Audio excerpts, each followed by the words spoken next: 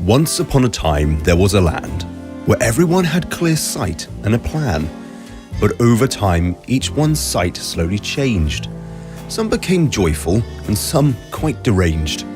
Circumstances, tests and trials led some to become wise and some to become vile. As time passed, they all grew peculiar glasses. These distorted their vision, no matter of their race or social classes. They defined their perspective of everything they saw. Their life, once simple, was now no more. Oh yes, life is wonderful, why wouldn't it be? She said with a giggle and a voice full of glee. I don't have any problems, my life is just grand. Things all happening for a reason, just as he planned.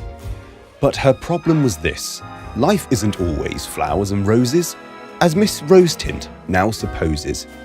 Sometimes we have to face our giants head on, but not acknowledging her feelings. This is where she'd gone wrong.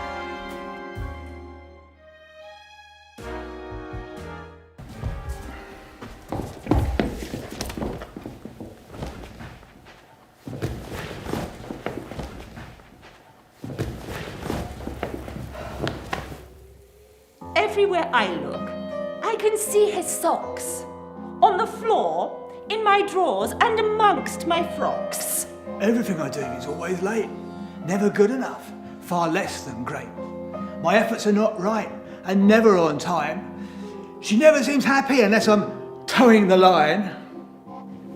He said with a grimace as she adjusted her sock, for all the man could see was the hands of a clock. Her focus was solely on the little things, and his on her problem of the nagging she brings. This little family had jerky knees, for everything they saw was as big as oak trees. Nothing was simple, but everything grand. All of life's things were blown right out of hand. I stepped in a dog poo. I think I'll go blind. I can't get this problem out of my mind. The little boy said as he hopped on one leg, shaking his fist high with his hand on his head. I failed my math test. This wasn't my plan. I won't go to university. I'll be left stacking cans. The little girl frowned as she waved the paper high. This problem just little, but she doubled its size. I've been fired from my job. I won't work again. Clearly I'm no good. Goodbye luxuries. Goodbye champagne. I drew on my brother's wall with pencils blue and crimson. The little family looked on, sure she would now go to prison. Grandpa looked at the family he had grown, not realizing the harvest from the words they had sown. Everyone get inside. No time for stalling. Can't you see the clouds? The sky is already falling. This beautiful family, their glasses made things twice their size, listening to the enemy, his fear and his lies. Quah! Exclaimed the jolly man as he ran to report the thing he had witnessed upon the tennis court. She was meant to be in church. She said she was ill. But there she was in the court, no tissues or pills. Ben said to Mary, and Mary said to me, that he saw our pastor on a shopping spree. No doubt spending the offering I gave him last week. And that I was thinking, he was kind and meek. Not that I'm gossiping, I just want you to pray. We must keep the sin of this evil world away. Misguided and all in the name of prayer, he shared everyone's business without a care, for his eyes were not fixed, but bounced to and fro, for literally everything he just had to know.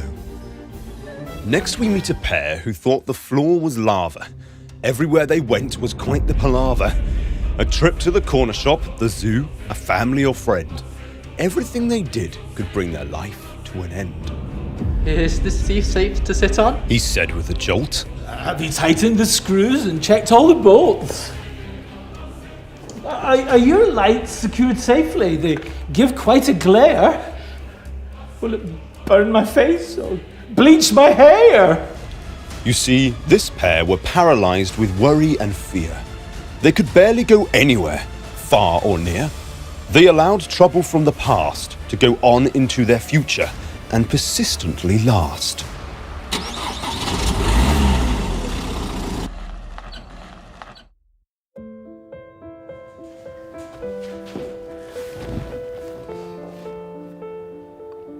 You'll have to live with what you're given.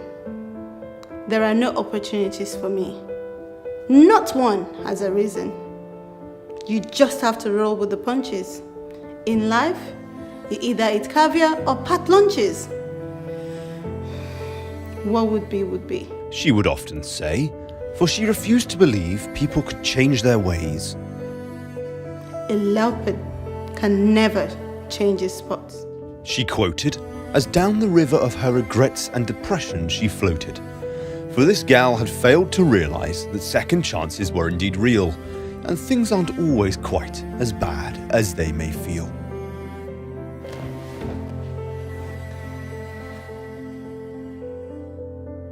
I'll never be like her. One of them retorted. She's way better looking than me. Another snorted.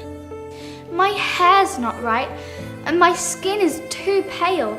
My body structure's weak and I'm too frail. Oh, to be smart and beautiful like Madame Gorgeous. To have features on the front pages of La Beauty et Normous. This group had believed a very sad lie. They couldn't ever be beautiful, no matter how hard they may try.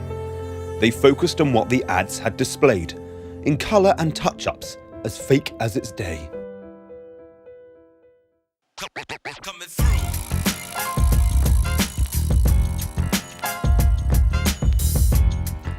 Okay, I'm here. All eyes on moi. The lady said, with a certain je ne sais quoi. My time is important and not freely given. Can't you see from my Cadillac? A star has arisen. She exclaimed with a scoff and a turn of her head. She didn't care on whom she must tread, for to her she was the one and only. But because of this belief, her life became lonely.